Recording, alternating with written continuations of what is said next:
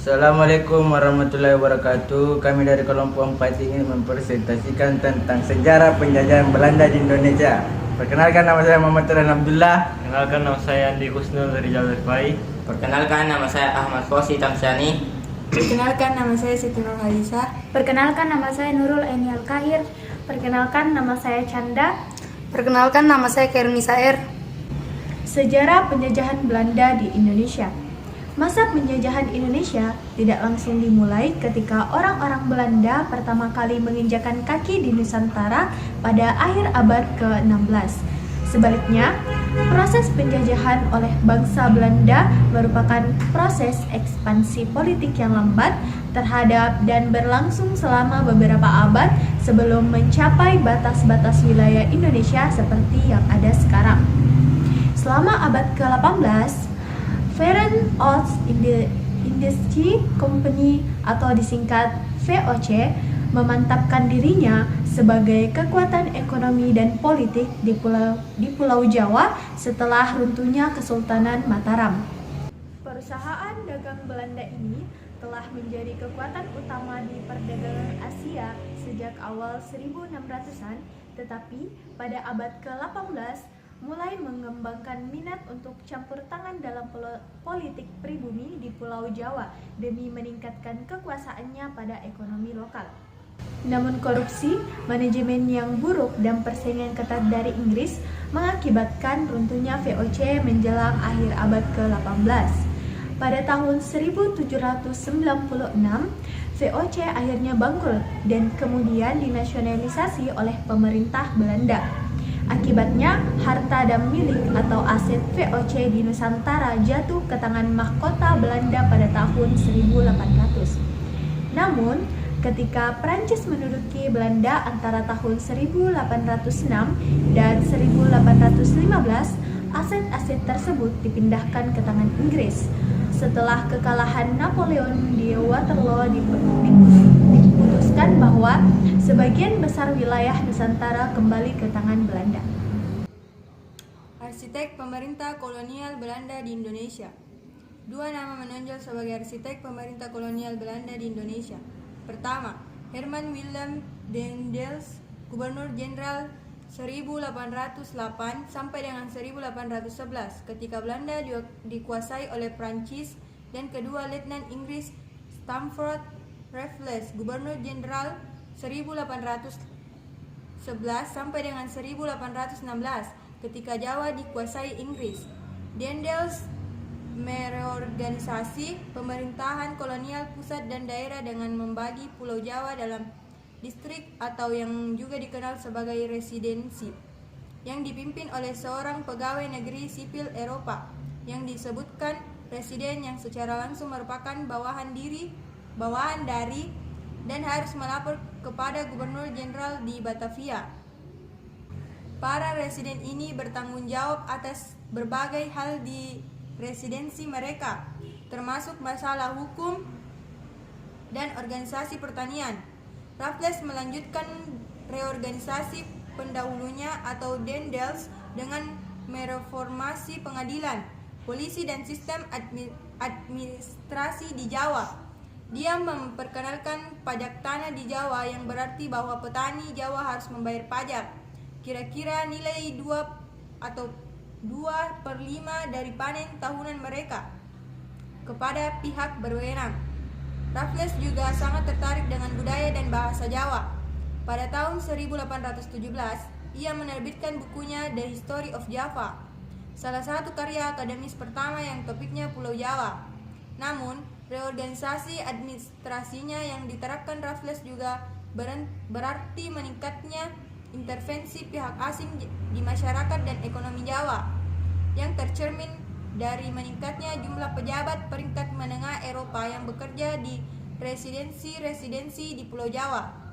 Antara tahun 1825 dan tahun 1890, jumlah ini meningkat dari 73 menjadi 190 pejabat Eropa. Bersamaan dengan hierarki Belanda, ada hierarki pribumi yang berfungsi sebagai perantara antara petani Jawa dan layanan sipil Eropa. Bagian atas struktur hierarki pribumi ini terdiri dari para aristokrasi Jawa, sebelumnya para pejabat yang mengelola kerajaan Mataram. Namun, karena dikuasai penjajah, para priai ini terpaksa melaksanakan kehendak Belanda meningkatnya dominasi Belanda atas Pulau Jawa tidak datang tanpa perlawanan.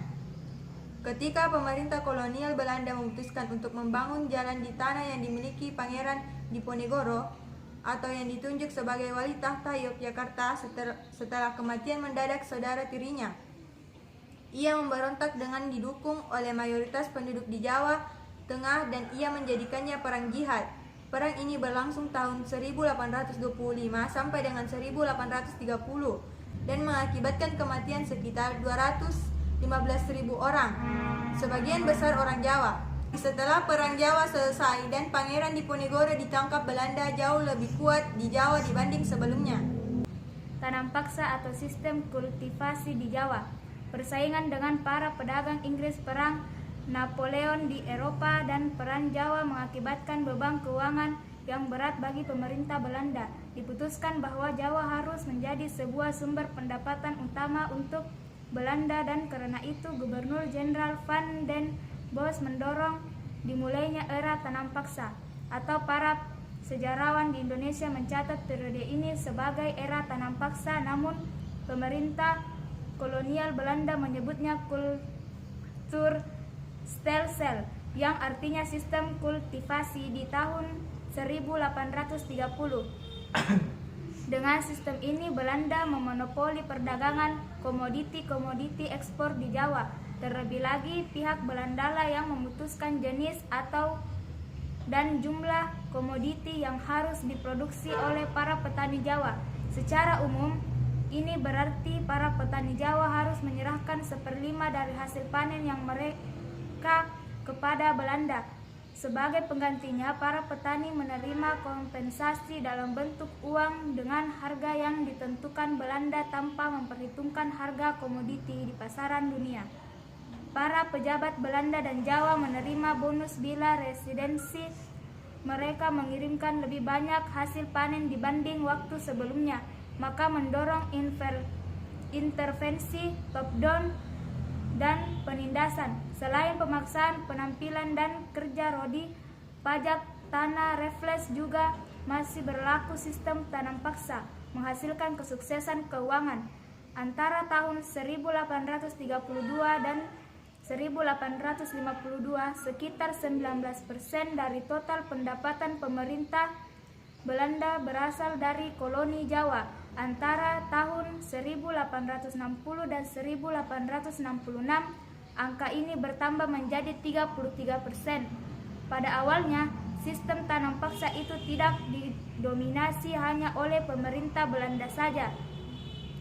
Para pemenang kekuasaan Jawa, pihak Eropa, swasta, dan juga para pengusaha Tionghoa ikut berperan. Namun setelah 1850, waktu sistem tanam paksa direorganisasi oleh pemerintah kolonial Belanda menjadi pemain utama. Namun reorganisasi ini juga membuka pintu bagi pihak-pihak swasta Eropa untuk mulai mendominasi Jawa. Sebuah proses privatisasi terjadi karena pemerintah kolonial secara bertahap mengalihkan produksi komoditi ekspor kepada para pengusaha swasta Eropa. Zaman liberal Hindia Belanda. Semakin banyak suara terdengar di Belanda yang menolak sistem tanam paksa dan mendorong sebuah pendekatan yang lebih liberal bagi perusahaan-perusahaan asing. Penolakan sistem tanam paksa ini terjadi karena alasan kemanusiaan dan alasan ekonomi. Pada tahun 1870, kelompok liberal di Belanda memenangkan kekuasaan di parlemen Belanda dan dengan sukses menghilangkan beberapa ciri khas sistem tanam paksa seperti persentase penanaman beserta keharusan menggunakan lahan dan tenaga kerja untuk hasil panen dengan tujuan ekspor. Kelompok liberal ini membuka jalan untuk dimulainya sebuah periode baru dalam sejarah Indonesia yang dikenal sebagai zaman liberal, yaitu sekitar tahun 1870 sampai tahun 1900. Periode ini ditandai dengan pengaruh besar dari kapitalisme swasta dalam kebijakan kolonial di Hindia Belanda. Pemerintah kolonial pada saat itu kurang lebih memainkan peran sebagai pengawas dalam hubungan antara pengusaha-pengusaha Eropa dengan masyarakat pedesaan Jawa. Namun, Walau kaum liberal mengatakan bahwa keuntungan pertumbuhan ekonomi juga akan mengucur kepada masyarakat lokal. Keadaan para petani Jawa yang menderita karena kelaparan, kurang pangan, dan penyakit tidak lebih baik di zaman liberal dibandingkan dengan masa sistem tanam paksa. Pada abad ke-19 juga dikenal sebagai abad ekspansi karena Belanda melaksanakan ekspansi geografis yang substansial di Nusantara. Didorong oleh mentalisme imperialisme baru, negara-negara Eropa bersaing untuk mencari koloni-koloni di luar benua Eropa untuk motif ekonomi dan status. Salah satu motif penting bagi Belanda untuk memperluas wilayahnya di Nusantara selain keuntungan keuangan adalah untuk mencegah negara-negara Eropa lain mengambil bagian-bagian dari wilayah ini. Pertempuran paling terkenal yaitu pertempuran yang paling lama antara Belanda dan rakyat pribumi, yaitu selama periode ekspansi Belanda abad ini adalah Perang Aceh yang dimulai pada tahun 1873 dan berlangsung sampai tahun 1913, berakibat pada kematian lebih dari 100.000 orang. Namun, Belanda tidak pernah memegang kontrol penuh atas Aceh. Toh, integrasi politik antara Jawa dan pulau-pulau lain di Nusantara sebagai kesatuan politis kolonial telah tercapai sebagian besarnya pada awal abad ke-20. Politik etis dan nasionalisme Indonesia. Waktu perbatasan Hindia Belanda mulai mirip perbatasan yang ada di Indonesia saat ini. Ratu Belanda Wilhelmina membuat pengumuman pada pidato tahunannya di 1901 bahwa kebijakan baru politik etis akan diterapkan di Hindia Belanda. Politik etis ini yang merupakan pengakuan bahwa Belanda memiliki hutang budi kepada orang pribumi Nusantara, bertujuan untuk meningkatkan standar kehidupan penduduk asli. Cara untuk mencapai tujuan ini adalah melalui intervensi negara secara langsung dalam kehidupan ekonomi, dipromosikan dengan slogan irigasi, pendidikan, dan imigrasi. Namun, pendekatan baru ini tidak membuktikan kesuksesan yang signifikan dalam hal meningkatkan standar kehidupan penduduk asli. Namun, politik etis itu ada efek samping yang sangat penting. Komponen pendidikan dalam politik ini berkontribusi signifikan pada kebangkitan nasionalisme Indonesia dengan menyediakan alat-alat intelektual bagi para elit masyarakat Indonesia untuk mengorganisir dan menyampaikan keberatan-keberatan mereka terhadap pemerintah kolonial. Politik etis ini memberikan kesempatan lewat sistem edukasi untuk sebagian kecil kaum elit Indonesia untuk memahami ide-ide politik barat mengenai kemerdekaan dan demokrasi. Maka untuk pertama kalinya orang-orang pribumi mulai mengembangkan kesadaran nasional sebagai orang Indonesia. Pada tahun 1908, para mahasiswa di Batavia mendirikan Asosiasi Budi Utomo, kelompok politis pribumi yang pertama. Peristiwa ini dianggap sebagai saat kelahiran nasionalisme Indonesia. Hal ini memulai tradisi politik kerjasama antara elit muda Indonesia dan para pejabat pemerintah Belanda yang diharapkan untuk membantu wilayah Hindia Barat mencapai kemerdekaan yang terbatas. Gerakan-gerakan penting lainnya yang menyebabkan terbukanya pemikiran politik pribumi adalah Muhammadiyah, gerakan reformis sosio-religius Islam yang didirikan pada tahun 1912, dan Asosiasi Sosial Demokrat India, gerakan komunis yang didirikan pada tahun 1914 yang menyebarluaskan ide-ide Marxisme di Hindia Belanda. Pecahan internal di gerakan ini kemudian mendorong pendirian Partai Komunis Indonesia (PKI) pada tahun 1920.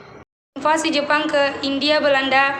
Penjajahan Belanda cukup kuat untuk mencegah nasionalisme Indonesia dengan cara menangkap para pemimpinnya dan menegakkan organisasi-organisasi nasionalis.